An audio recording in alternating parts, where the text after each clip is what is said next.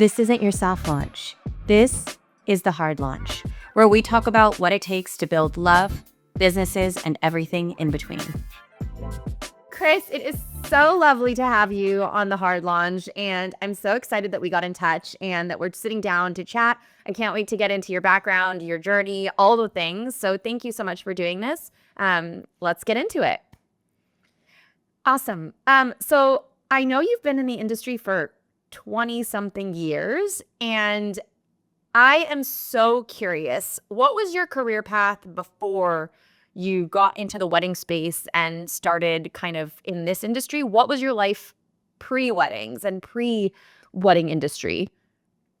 That is the best question to start this with, because I had about 20 plus jobs before I started my own business. So I started working when I was 16 years old, and I never really picked a career path.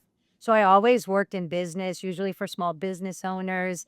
And inevitably, back in those days, you didn't have trajectory for growth when you work for small businesses. So I would get to where I've learned everything I can learn, and it's going to be a long time before I can move up. And so I would move on. And it wasn't until so many years later when I started my own business that I realized it was the culmination of all those jobs and all that experience and all those skills that I learned along the way that set me up to be a perfect business owner for myself. That's amazing. So you were always hustling in various types of businesses. What were those businesses? Like, what were you working in? I'm so curious. Sure. So as a teenager, you can only imagine when your parents tell you have to go to work, there weren't so many jobs available to us. So I started in the supermarket, and the local flower shop was probably the very first time that I got to something related to events.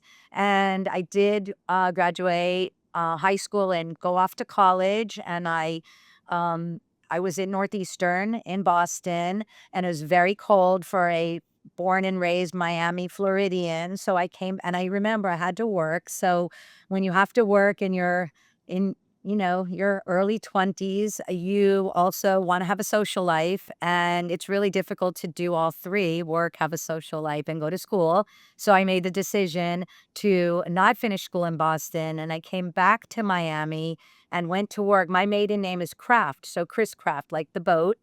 And I met somebody who had the local dealership here in Miami, and I went to work for him. And while I was working for him, he changed dealerships from Chris Craft to Bayliner. Bayliner was the largest boat manufacturer in the United States at that time. And we here in Miami have the Miami International Boat Show, which is the largest boat show in the world. And I somehow was tasked with producing that booth for my boss for that boat show. And so that was very much how I got into events without realizing it. And for a lot of the jobs that I had, there was some component of event planning in them. So when I was in my early 30s with three small children at home, and I hadn't worked for a few years, and I really decided I wanted to go back to work, I was looking for something to do that wouldn't require me having a boss and having those kind of hours where I couldn't be around for my kids. So I was at a beautiful home of a dear friend of mine here in Miami Beach, and it was her daughter's bat mitzvah. And it just was a hot mess. It was a hot mess. They were serving fish, and I could smell it from 100 yards away. It sprinkled. There was no tent over the dance floor for the kids. My friend in her gorgeous beaded designer gown was on the floor on her hands and knees with towels trying to wipe up. No. And I looked at my husband and I said, I know exactly what I'm going to do.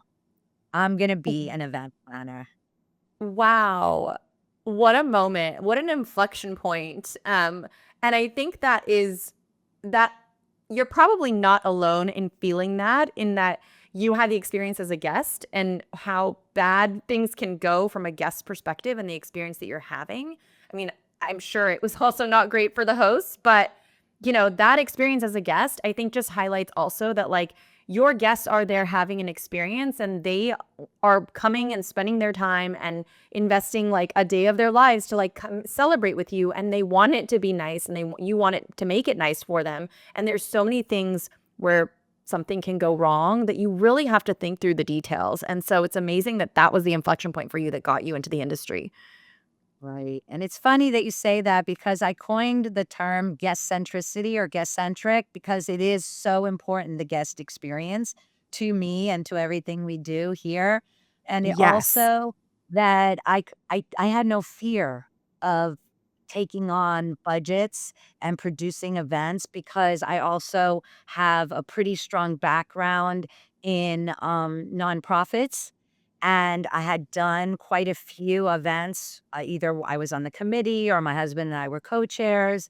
And, we were trying to build our businesses here in South Florida, where we're from. So we got very involved from a young age in professional groups and things like that. And I have a mother who would, tell me on Monday that on Saturday we were gonna have a party for 100 to 200 people, and I'd see her all week, but working like crazy to make it all happen, and then I'd see all these people show up and have an amazing time, and I was a very little girl back then, but I think that when I speak to a lot of people, they have beautiful homes, and they're afraid to have celebrations in their homes. So that's one thing that I didn't really have to deal with, and it helps me to understand our clients who do have those That's fears. so interesting. I have so many questions from what you said, but first off, how did you know that you had sort of the creative element to plan and design? Because you're not just a planner, and you're designing beautiful experiences. So how did you know through that, through those early days, that that creative sort of side to you was there as well? Very early on, when I got into the business, I realized that I needed to make a decision. I jumped into luxury from day one. That party that I told you about, when I made that realization, she became my first client actually after that. And I've done so Wow. things for her, and I thank her for the opportunity that she gave me, because it moved me right into luxury. So it's never that I didn't have to go up or anything, which was really great. But what I learned early on, working on site with so many vendors, is that there has to be a team leader. And if you're designer and you're putting the pillows on the sofas and setting the tables and doing all of those things, you're leaving all the other vendor client out in the cold. So I made a very early on decision that yes, I would design the guest experience, the overall, from the time they receive the save the date until the time that they leave after the long weekend or after the celebration. And I really realized this because I would work with a floral designer or a designer, and they would do it my way or they could do it their way. The price was still the same. So I thought to myself that I was not giving the best value to our clients if I was going to be the designer of what the room was gonna look like. We didn't have mood boards back then, but what colors we were gonna use, what flowers we were gonna use, So we start with the client, what's in their head. We develop the concept, if there's any themes or overarching things that we need to address. But really, I leave the actual design of the room to the person who I call the creative director. And I've taken some of the most talented people that I work with that do production and do design, and I've said to them, "You're not a florist, you're not an event production company, you are the creative designer," because we want cohesiveness all the way through. And so I want that designer to understand the full scope of everything so that we have that cohesiveness, and it's really was one of the smartest things I learned in my first year of business. That's so true, and I think that just speaks to being able to know where your strength, what moves the needle, and where you need to kind of offload or delegate to be able to grow the business and scale the business, right? I think that was like an early way for you to kind of just scale the business and be able to kind of oversee things at a higher level if you're offloading or kind of delegating to a separate designer. You mentioned that you had no fear. I think that is so interesting because I think that's like a quality of so many entrepreneurs and founders that gets really overlooked. And I know this from my own experience that, when I started building and started jumping into the entrepreneurial kind of journey that I'm on, I truly had no fear as well. Like, And I still kind of think to myself, like, what's the worst that can happen? Okay, it doesn't work out. I'm going to figure out something else. But I think fear is something that stops so many people from getting started and like taking that first step. And so what do you think for you, like, was there ever even an inkling of, I don't know that I can take on this big of a production? Or was there anything that like you had to overcome, like thoughts like that you had to overcome? Or was it truly this like fearlessness? And where do you think that came from innately for you? Right. So I think it comes innately from watching my parents and how they lived their lives. My father was in the music industry, my mother's an artist, and they just interpret all the time. They don't think so much about the long term down the road or the bigger picture, which is where I think I differentiate with them a little bit. Um, for me, fear of producing events after you start doing them and you've done enough and you've been in enough crazy situations, you know that if you plan the event really well and you plan for all the things that could potentially go wrong, then when something does go wrong, you have full capacity to deal with that because everything else is well thought and planned. But for me, where fear really came in is fear. Unconscious fear is what really held me back for the first 10 years of my business. So when I really made that shift and completely let go of the fear of investing in myself, fear of thinking Mm, bigger than what I had, when I let go of all of that, I cannot tell you how quickly abundance came into my business. wow. How did you come to the realization that you needed to let go after those first 10 years? Because that's a long time. And what was the process of letting go? Did you kind of just wake up one day and say, I'm just going to let this go and just fully go all in? Or was there some sort of process that you went through to really kind of get to that spot?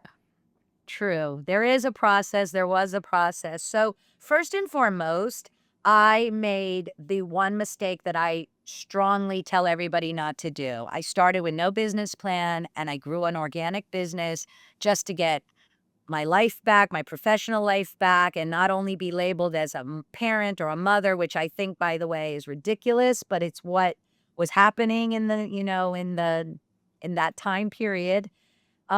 So I had so much business pain. My business pain was that I was working for, well, my number one pain that I didn't realize is that I didn't value enough what I did. So I was not charging properly for my services. And then I was working with all kinds of clients. They were running me left, right, all over the place. And of course, I could get everything done, but it's exhausting and it's no way to operate. And I knew that 5, 6 years into my business, I knew that. We had a little hiccup with the economy. So it slowed me down in those first 10 years. But coming out of that 2008, 9, 10 scenario, I was talking to everybody I knew in the industry, and I had started to meet people outside of the South Florida market.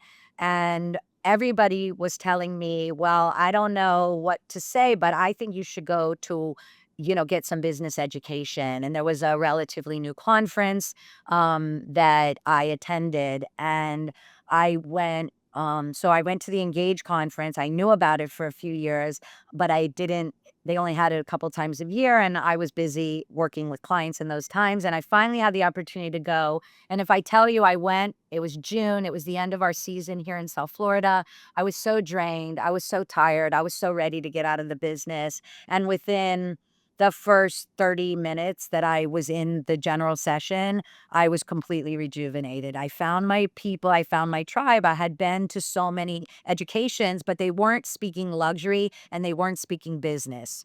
So I started writing everything down and listening to everything. And I remember thinking I couldn't even afford to go the first time. And that's why I talk about fear. And I didn't ask my husband and I didn't ask anybody. I said, I have a credit card. I'm just going to put it all on my Amex and I'll figure it out later. And that's not the way that I operate typically. So I really had to get out of my comfort zone. And what happened was I started to find all the answers. And it took me a few years to really move the needle in the way I of it, but I needed to absorb everything, and then I needed to create a plan, and I needed to set some goals for myself. And in fact, being here today, 12 years later, this is being on a podcast is probably one of the last things that was on my list of goals, because 10 years ago, there weren't that many podcasts. And I couldn't even imagine having a publicist or being on a podcast or sharing my knowledge with others. All I really wanted to do was fix my business so that I could go to work every day and feel happy and joyful doing what I do. I think that's so amazing that you just booked the ticket, went to the conference. Like, I think, I'm a mom, I have two little kids, and I think there's something that shifts in you when you have kids and you go through this period of like, I think it's almost like you go into a phase of feeling more fear because now you have you have lives depending on you. You need to raise these lives. If you make a wrong misstep, then it impacts the whole family. But I think if you go through that but come out of it on the other side, oftentimes, or at least this is my experience, and it sounds like it was also yours, that you then come out on the other side suddenly realizing that you've kind of stopped living your life at its fullest potential. And there's so much that you can kind of still do, even though you are a mom. You can still go after your dreams. You can still go after your passions. You can still build businesses. But I think it takes some time. Like, that doesn't happen when you first have your first child. I think there's a shock that you go through. And then if you have multiple kids, like, that shock kind of sits with you until you kind of come out of that and realize, wait a minute, there's also like I have my dreams and hopes and aspirations in life that I need to be living. And it does the kids a disjustice if you're not doing that. It's true. It's very, very true. And kids, kids and families and husbands and parents that are older and of so many things can complicate it. And the reality is there's only one pie. There's only one pie. So how we choose to slice and dice it, it's really our choice.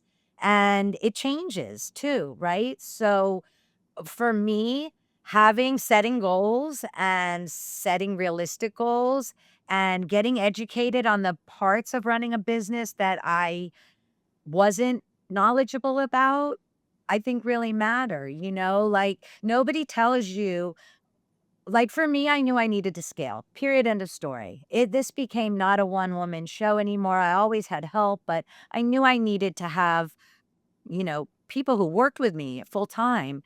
And I had no idea how to do that.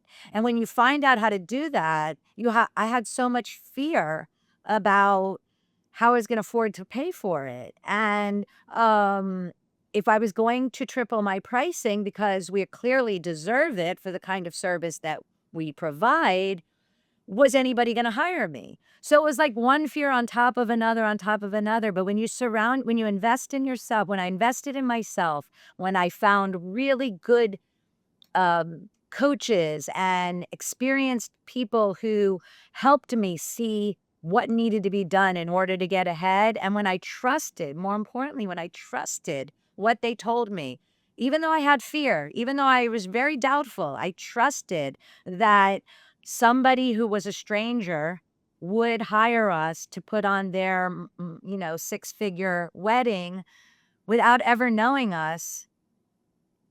It happened. And I came from a word of mouth industry.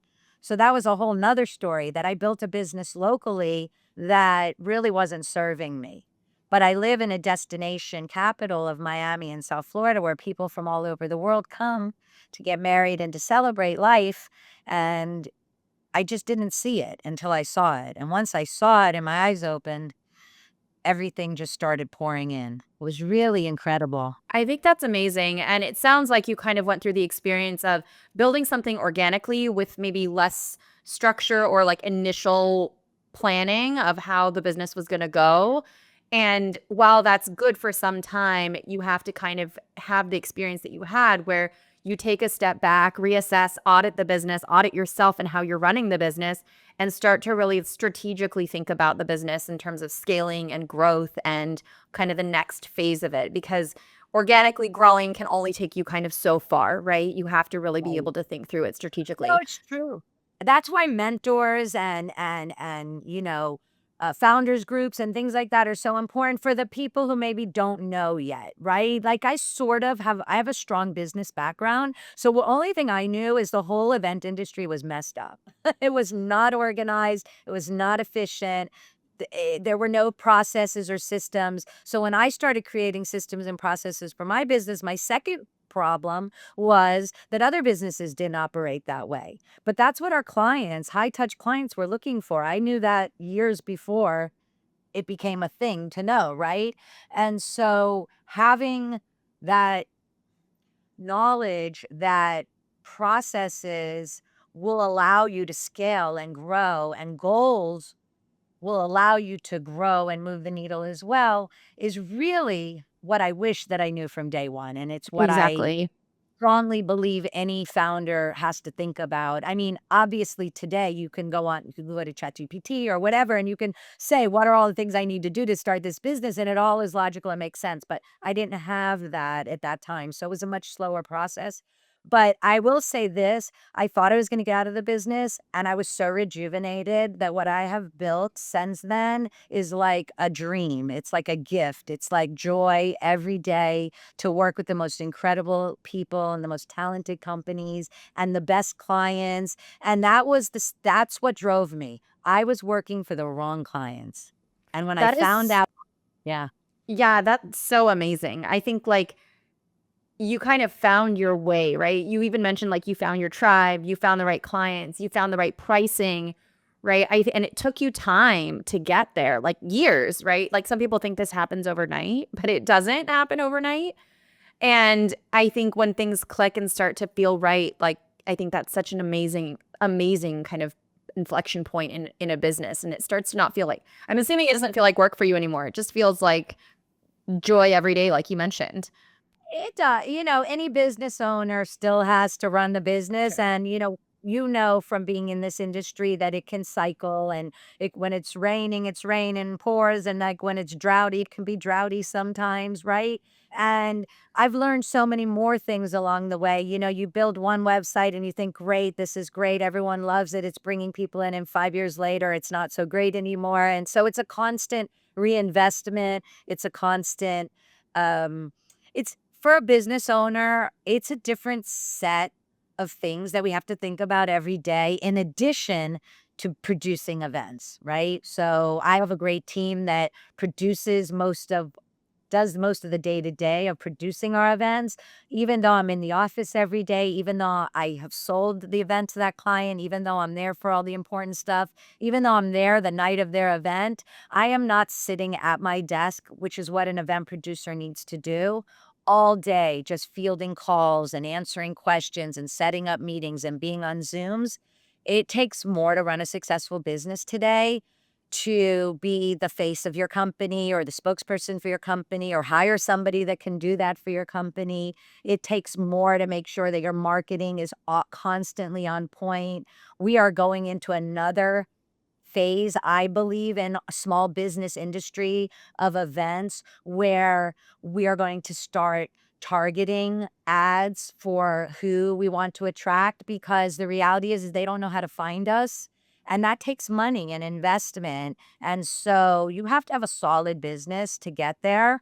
And I'm just grateful, blessed, fortunate, and I'm just so thrilled to see where it takes us the next decade, so to speak.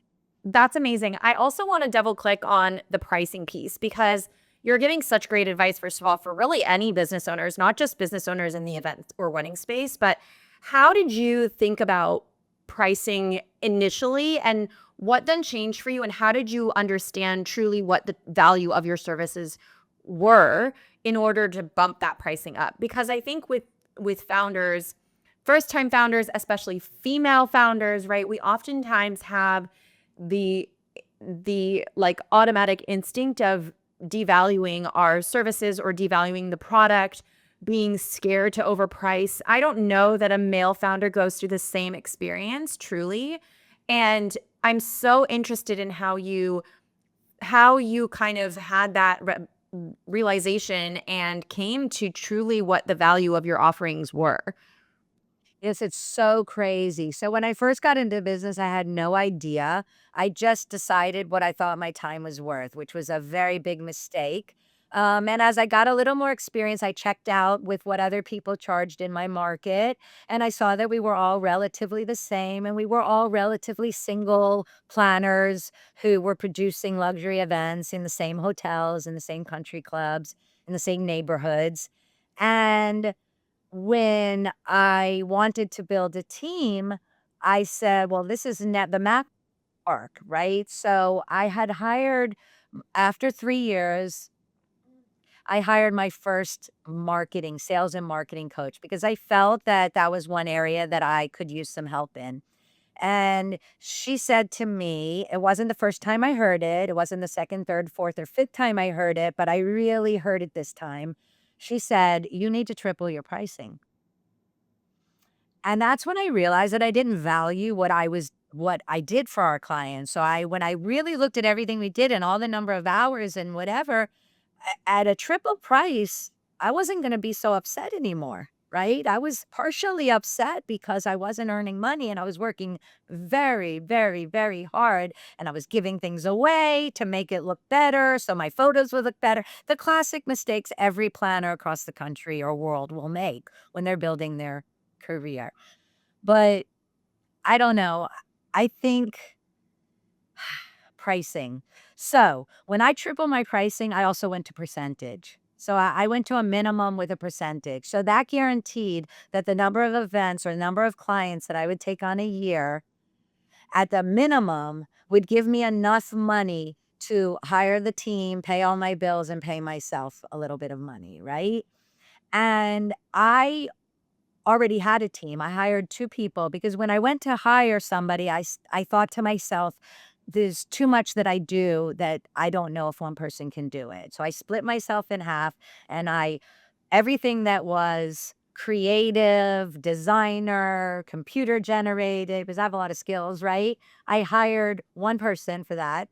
And then I hired somebody a little older, more mature, more my age that I thought could talk to our clients and service our clients. Because that was my biggest fear is that I serviced our clients at a very high touch level and who would be able to do that, right? So I hired 2 people and they're still with me today, by the way, 10 and 9 years later. So I Wow, feel that's a they're testament to the team you've built. correct. And they do the things that they do for our clients, they do better than I do. And I'm sure you've heard that once or twice before, but it's true. If you can hire, I learned by going to these conferences and education that 75% of what you do every day could be taught or trained to somebody else for them to do. And I was like, really? And as you know, we're all control freaks. So the number one thing we don't want to do is let go of anything, right? But I knew that in order to grow, I had to do that. And so w- the pricing that I went and that model that I went into, I still have until today, although it's probably 2 or 2.5 times what it was 10 or 12 years ago, right?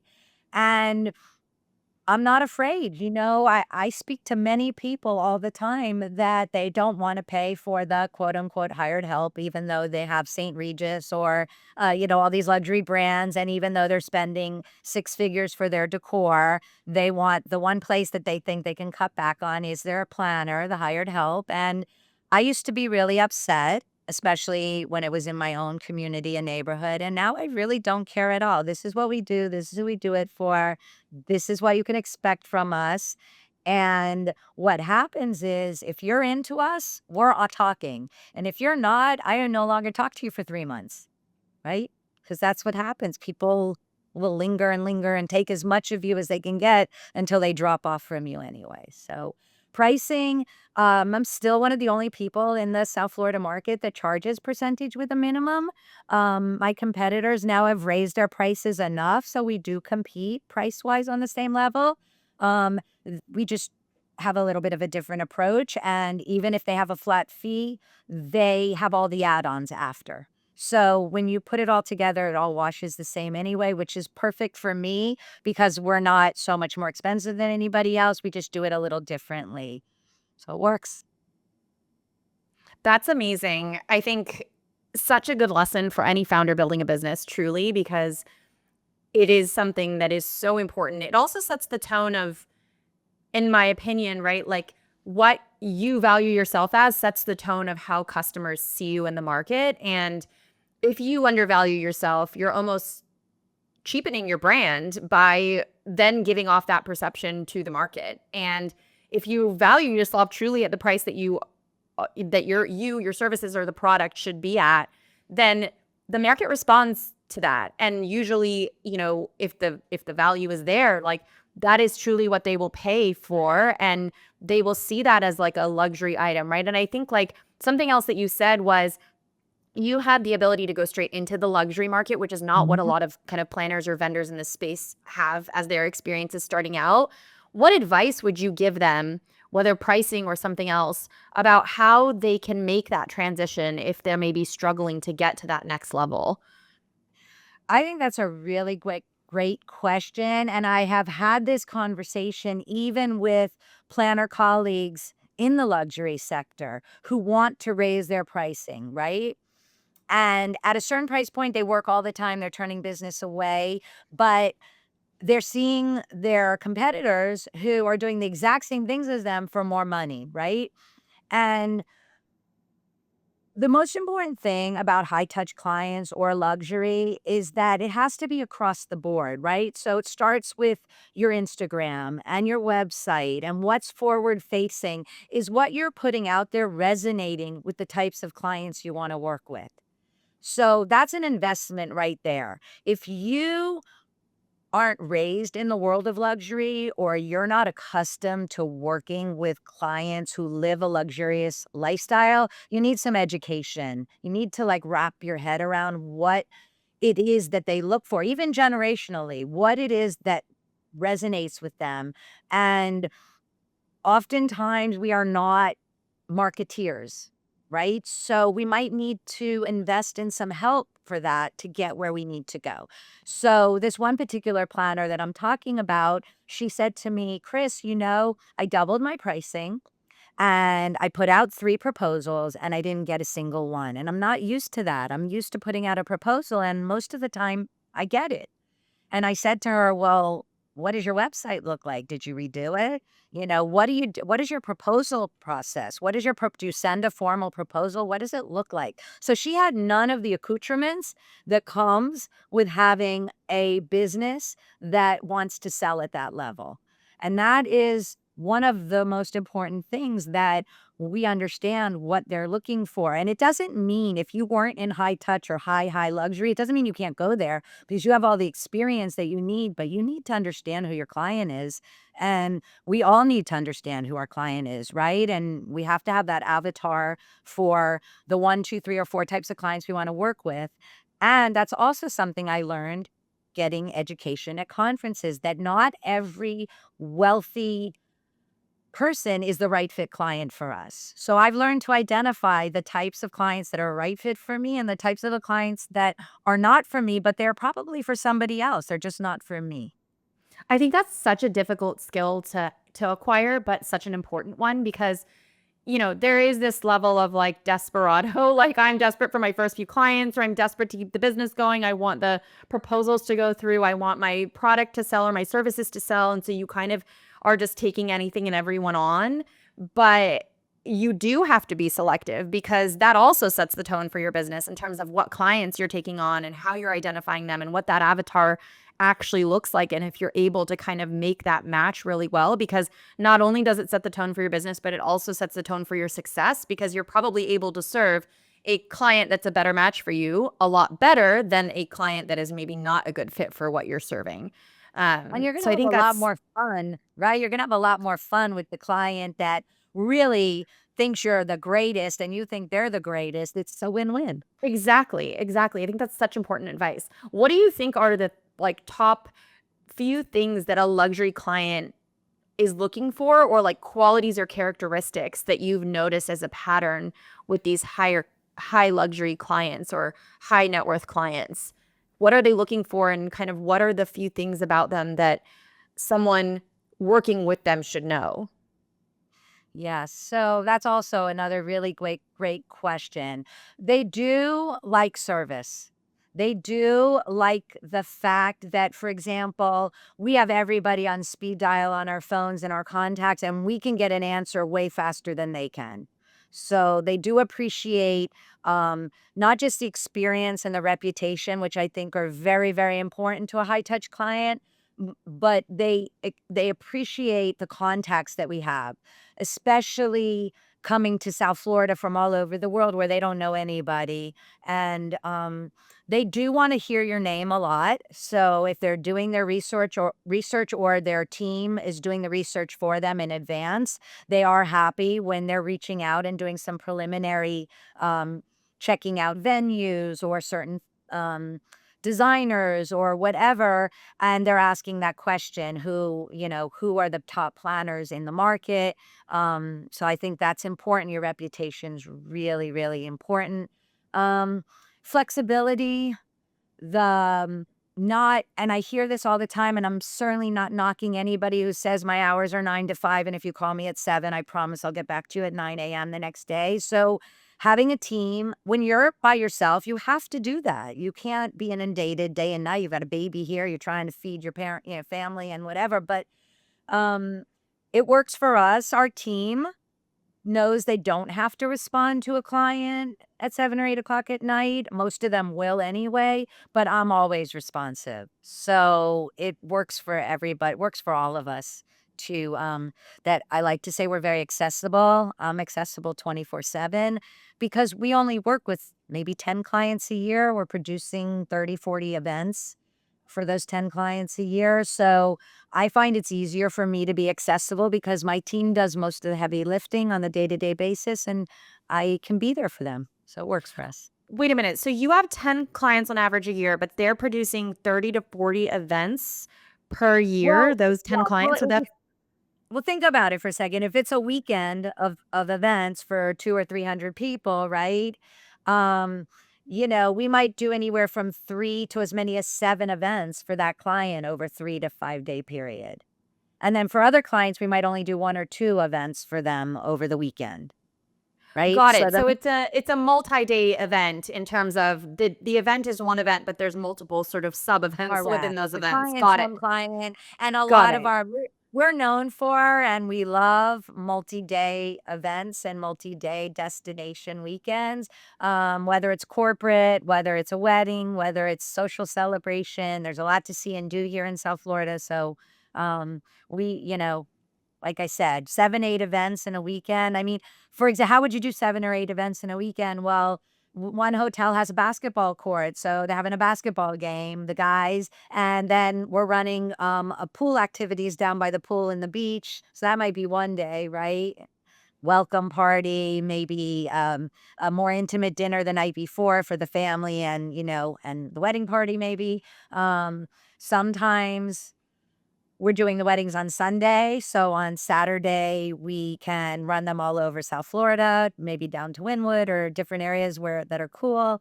Sometimes, it's trending right now that we're doing the wedding on Saturday, and on Sunday, we're having a beach party all day or a pool party all day. So, I think we very rarely do just one event for one client on the weekend. That makes sense. I think that's a whole nother beast, though. Doing multiple day events is like you're coordinating and managing so 3 times, 4 times, 7 or 8 times the number of logistics. So it's amazing you guys are able to do that. Absolutely. With also what is a relatively lean team for something of the size that you're producing. How do you help clients budget? I'm curious how you guys, what the budgeting process is. I know these are, higher net worth individuals, you're planning luxury events, but I'm sure there is still some budgeting that happens and goes on. So I'm just curious what that process looks like. How do you help them budget? How do you set expectations of what things are going to cost, knowing kind of what they want and what they're expecting to get? Oh, I think you're going to love this, and I think your listeners will too. This works for me. I'm not advocating this for everybody in their business, But remember, I said I wasn't a salesperson. And yet, when I gave away most of the day to day work, it left me, and obviously I knew I would have to do sales and marketing, but it left me as, the spokesperson and the front person for our company. And I had been working with a coach for a while, and everything was falling into place, and the team and the processes, and, everything was working except that. So I was like, how am I going to sell percentage with a minimum? I have to like own it, and it has to come across as like very normal. We do this every day. And it took me about 6 months to figure it out, but I got a little help on a jump start on my proposal from another planner who said, take it, run with it. And then I came up with the second half myself, which is this estimated range of cost that I do before we're hired. So I never want to be hired and have a money issue after. Those were pain points I had. I never want to have the client think that I'm taking advantage of them. And so for me, if I could do an estimated range of cost budget, and then I could put our fees in the bottom, and I could put our day of staffing fees in the bottom, because that's another thing that back in the day I had one fee for all. So by the time I paid everybody, I had no money left, right? I got this would work great. And then I said, let me not lock somebody in to a number. Let me create a range. And I knew what things cost. I've been doing this for a long time, right? So I have this template. It's fully itemized. It says everything that you might need, that I think you need in order for our team to successfully produce your event.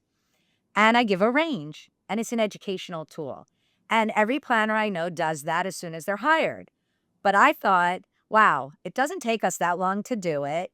And how great if the client knows going in that we might earn 60, 70, $80,000 off of their event, and they're not going to be upset. And I don't have to have a money conversation 3 weeks before the event. Right. So I don't feel the need to put it into my contract, this estimate. I don't bind them to it. I might if I was doing 3, 4, $5 million events, but we're talking in the $1 million range and under, a little more, a little less, and maybe as low as 3, $400,000, because that's about the threshold of where it doesn't really make sense to hire us if they're not spending that kind of money, right? So it's an educational tool. Nobody else does it. Sometimes we don't get hired after I do it. I really don't care, because I'm not thinking about my competitors. I'm not thinking about anybody else other than what is the fastest way for the client and us to get to contract. And I will base it on the guest count and a venue, or the guest count and a certain type of a venue. So, because I know what things cost, right? And even though post-COVID, everything's gotten so expensive here in South Florida, and we don't know as quickly as we used to what things cost. Sometimes we got to make a few phone calls these days and say, what's your minimums and blah, blah, blah. But what I'm doing is showing our expertise before we've ever been hired. It takes us just a few hours to do these. I don't even do them myself anymore, which I did them for many years myself. And my producers do them, and it's just a win-win for everybody. It took all the pressure off. I'm actually shocked that not everybody does this, because I think you're doing not only yourself and your business a favor, but also the client a favor. Like, why would anybody want to be surprised about these numbers 3 weeks before the event? And were you having money conversations 3 weeks before the event before you implemented this strategy? I'll give you a perfect example. 3 weeks before, I'm, based in South Florida. A big portion of my business is large group, larger budget bar and bat mitzvahs. We have a big Jewish community here in South Florida. And I had a father. It was time to pay the final payment to the production company. And the work had been contracted months before. The wife had signed all the contracts, paid the deposits. And he called me up and he said, I absolutely am not paying $25,000 for that stage and that blah, blah, blah.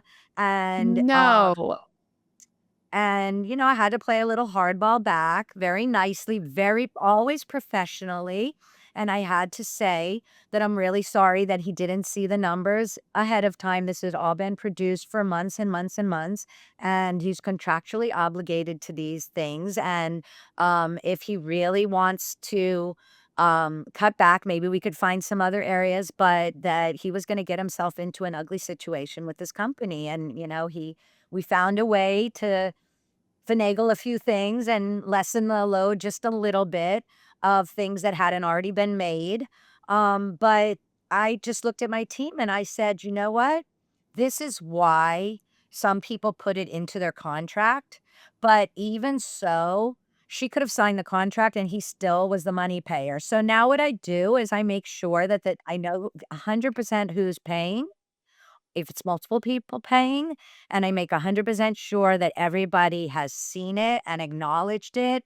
And it is a jumping off point. I haven't been hired yet. So oftentimes, once we're hired, it will evolve, or they'll say, we're going to hire you, but we want to stay in the lower end.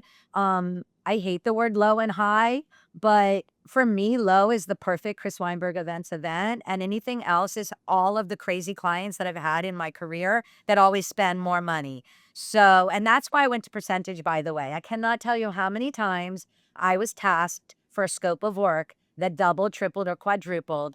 Everybody else got paid extra, but as a planner, I didn't have any recourse to go back for more money. So that was my catalyst for going to percentage with a minimum. And this estimated range of costs, I still don't know why nobody does it. I think it's going to change. I speak about it a lot, which brings me a summit. I don't know if you looked that up, but I would love to share a little bit about that with you before we finish. Yes, please share about that. And I did see that you put that on. I believe it's annual. Is that right? Well, it will be. We just finished our first inaugural. That's Uh, amazing. So I believe in transformation. I believe in paying it forward. And I know that my company wouldn't be so successful if we didn't partner with other companies that were willing to also grow and become more professional as well. So that doesn't happen. You can be the most talented, amazing creative or artist.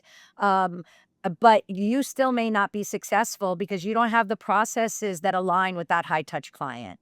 You can't get what they and we need in a timely manner. Nobody's asking for anything yesterday, but in a reasonable and timely manner, because it's just not how you've always operated from day one, and it's too much for you to change now. So we sometimes have gravitated away from certain creative partners that we love, by the way. But I cannot tell other people how to run their businesses, and I need um, to show our clients that we are very serious about what we do and that the companies that we work with are too. And one of the ways that you show that is by what they can see, right? And how quickly you respond and how you respond. So, the event summit for me was an idea that I had while I was sitting in one of those many, many conferences that I have attended and still attend until today, and recently had the opportunity to speak at, which was a big honor for me because it is paying it forward. Because I am one of those people that sits there and learns things that I might not have learned for a long time that help me become more successful, right? So here in South Florida, we had no community when I started 20 plus years ago, and we have developed a community. And a lot of us are attending conferences and getting business education and hiring coaches and hiring people to do our websites now and help us with our social media. And that's elevating the whole industry and our South Florida industry, which is great. But what about the newbies? What about the people that are just starting out, just a few years in business, right? I wanted them to have a place to come to as well. So I'm not a coach. I don't sell anything from the stage. My goal is to bring 100 people, maybe next year 150 people together for one full day of amazing education. And I chose this workbook format, which is something that I haven't experienced very often, maybe in some small little micro conferences. But what I love about it is that um, instead of hearing TED style talks over and over throughout the day and writing your notes or, typing them into your iPad or whatever, or your computer, you are literally doing the work. So every speaker that's on the stage has a program and they have a section in the workbook, and we are giving time in between for people to fill in their answers and their thoughts. And then when they leave, they take this whole workbook with them, and we encourage them to continue to do the work. It's That's beautiful. amazing. First of all, I don't know if you know this about me, but before I started building Gia, I actually was building my own event planning company. And I did that with the intention to sort of live the planner and vendor side of the coin before building what is now a tech solution for this space. But this is something, the event summit is something that I wish I had when I was building my planning business, because I just felt like there was such a lack of resources all around in how to market, where to get leads, how to like stand up the business, what are the first like things that you need to be thinking about for your first production. Like there's just such a lack of resources. So the fact that you're doing this, I think, is amazing and so needed for the businesses just starting out, the people starting their businesses. Well, it's really great. It was very well received. We gave a couple of spots away. We did a social media promo. We gave a couple of spots away to um, people who were like in tears that they had this opportunity 48 hours before to join us. A transformation is so important, and trust me, there were a lot of people that are in luxury or like higher end that came, and people flew in for this. I've cultivated a group of friends from all over, but the reality is that I think it will spread. And again, I know 100% for sure where I am today that Chris Weinberg Events is the business for me. It's the business that I build for myself and for South Florida, especially. Not that we don't travel outside, we do and we have and we will, but we really typically don't need to. And just bringing in education and not having it cost what I have to spend to go have that education when I go, um, is everything because it gives It's somebody a amazing. chance to get started and a chance to see that if they put their fear aside, they don't have to make the hugest investment, but if they make one thing happen, it will happen. And the feedback's been amazing. And what we did is for day 2, we offered a half day mastermind. So I brought my sales and marketing coach, Erica Powell, who I adore, um, because she tells it like it is. And some of us need to hear it because we're business owners. We think we know everything, right? And we ran a half day little mastermind for about 10%, 15% of that 100 people that came day 1. And that went really well. I am talking to a lot of these people. They're in touch with me. I bump into them at networkers or different events. And they're like, the first thing I did right after I left was I bought a new piece of equipment and I raised my prices, So That's amazing. I think you're giving the gift of being in the room with the right people, which is something you mentioned happened to you when you went to the Engage Summit, because it's like a magical feeling when you're surrounded by the right connections, the right people, the people that you can aspire to be like or get inspired by, right? Like that's what motivates and drives founders to be able to build businesses and go through the highs and lows of building a business, is having that community and being inspired by the right people. And I think you're giving the gift of creating that space for these folks who maybe don't have that already. And, I know from my experience as a first time founder, right? Like, when I am in the room with people that I aspire to be like or get inspired by, like that gives me the motivation to just like push through the next, whatever hurdles come my way and keep going. And I think it's so important to have that community and have that just space to be surrounded by the people that are in it with you and have either gone through it already or are in the process of going through it, and learning from them and being inspired by them. I think that's so amazing that you're creating that space. I couldn't agree with you more, Yeah, truly. You have to it's so surround yourself with the people that you want to be like, or the people that are like, you have to find your tribe, whatever it is. There's no right or wrong. exactly, exactly.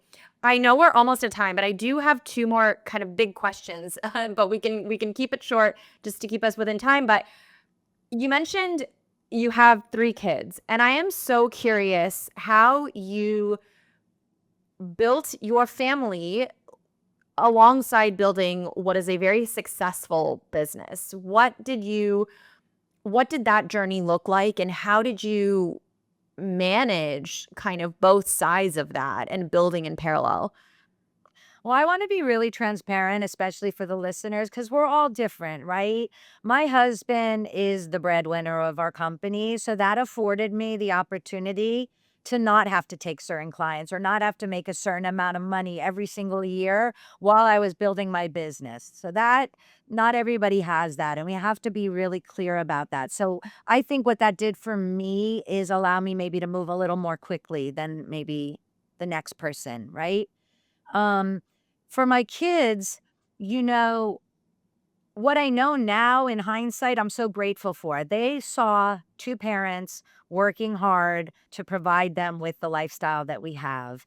And they know that their mom did not have to work and chose to work. They also know that their mom started working when she was 15 or 16 years old because I had no choice, right? It also all of my kids have worked at different times in my business, whether they were drivers or whether they were on event staff or whether they ran my social media, I whatever. love So, that. right. So they all are, deeply invested in knowing what I do and who I do it for and, what makes it special. When I started, in the back of my mind, small grain of sand, I said, well, maybe I'll build something that they'll want one day, right? So as they were going into college and everything like that, I never said to them, this is a business for you. I said to them, go out, do what you want to do, go for your passion, go for your careers. And you never know. If I'm still doing this one day and life sometimes comes full circle, maybe you'll have an interest, right? So I have two daughters who are in their, later 20s. And it's conceivable that when I'm really starting to wind down, that they might have children and this business might look like something that works for them because they know about it and they know what it entails and what it takes. And we'll see. You never know.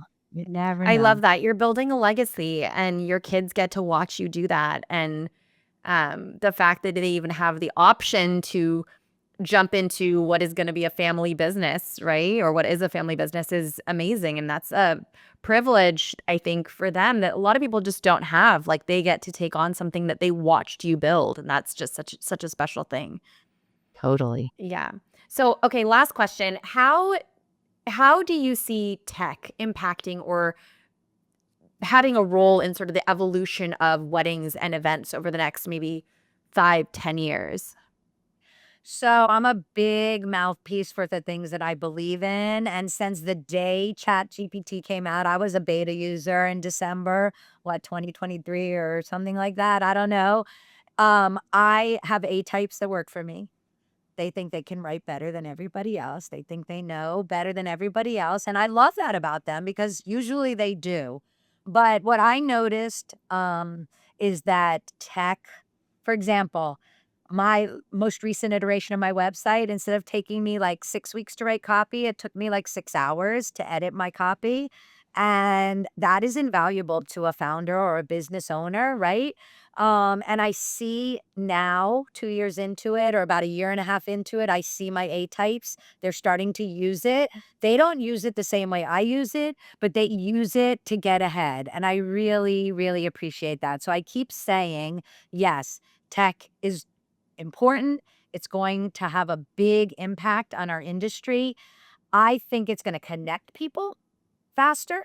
Like if somebody's looking for quality, they're going to be able to find quality faster. Or if somebody's looking for A, B, and C, they're going to be able to find A, B, and C faster. I think it's going to, when I got into the industry, nobody wanted to do renderings because when you get to the party and it doesn't look like the rendering, the client's super pissed off at you. That sort of mindset is shifted with the younger generations. They understand that these are just an idea, right? But I do think you're going to be able to, and we're doing it already, see, touch, and walk through your event in its entirety. Look up, look down, look left, look right.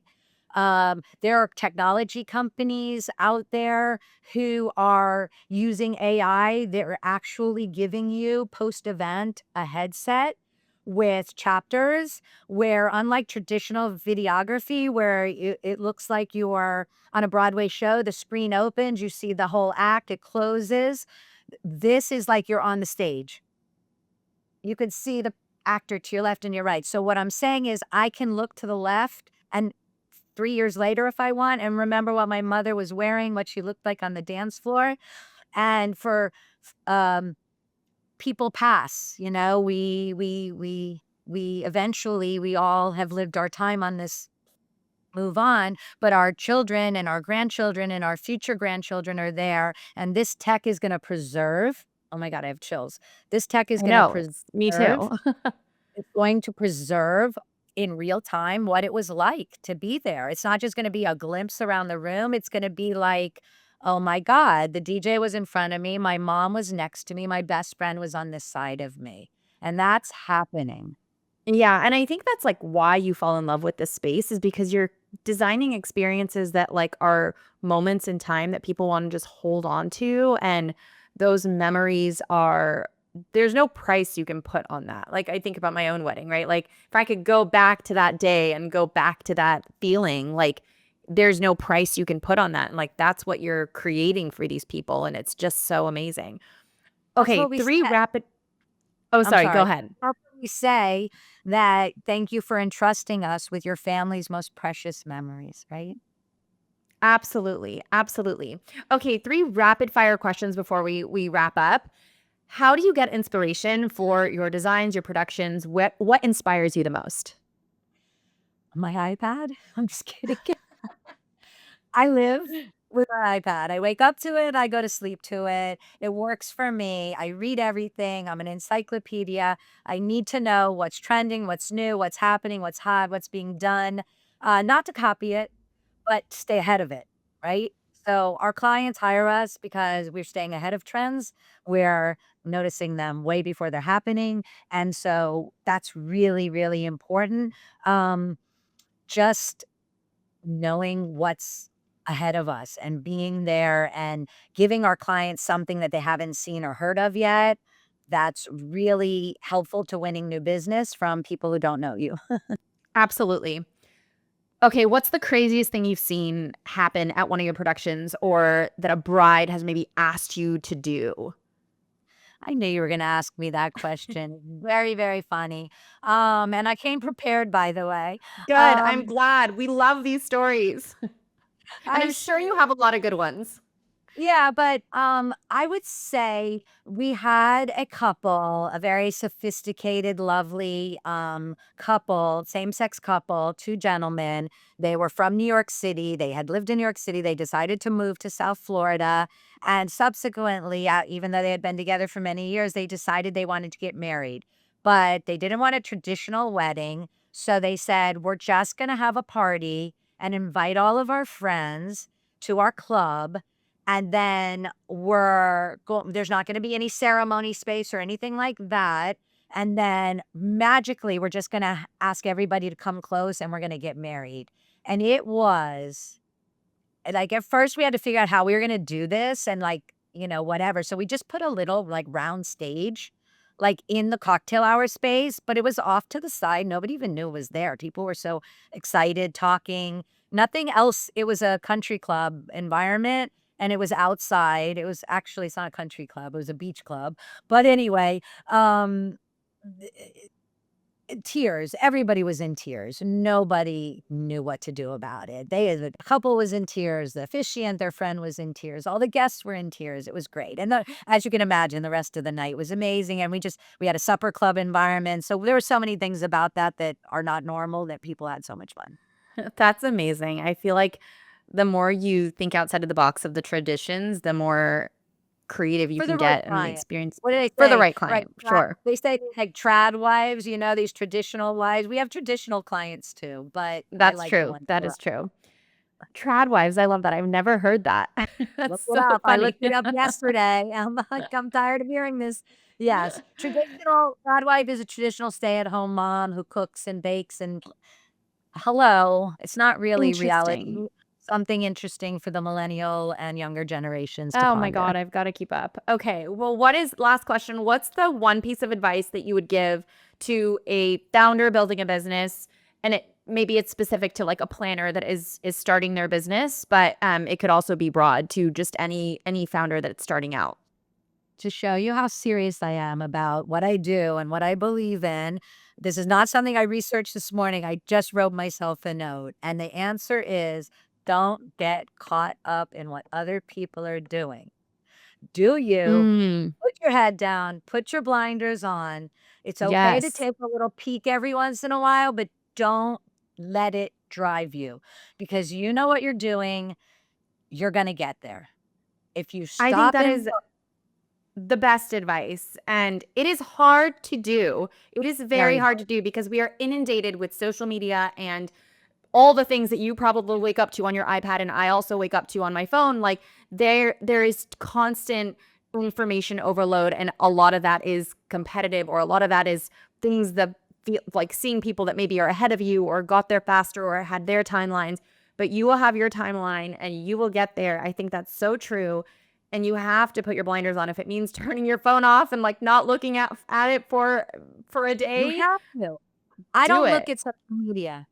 I do not look at social media. I probably look at my own Chris Weinberg Events social media maybe once a week. Maybe. I don't even know. I don't because I get caught in the trap and I go down the thing. And what I do like about it is I love to cheerlead and support and like and comment for my friends and colleagues and things like that. I think it's really important to support each other, but it's a time sucker. You go down the rabbit hole. I'd rather go down the rabbit hole in what are the new trends? What are the hot colors? What's coming ahead for us? You know, what are 12-year-olds into? What's alpha generation going to look like? Those things are way more important to me and excite me more than worrying about what other people do. I just don't have time for that. I absolutely agree. I absolutely agree. Chris, this was such a pleasure. You are such a sharp business mind, which I love. And it was so wonderful chatting with you and getting just all your nuggets of wisdom.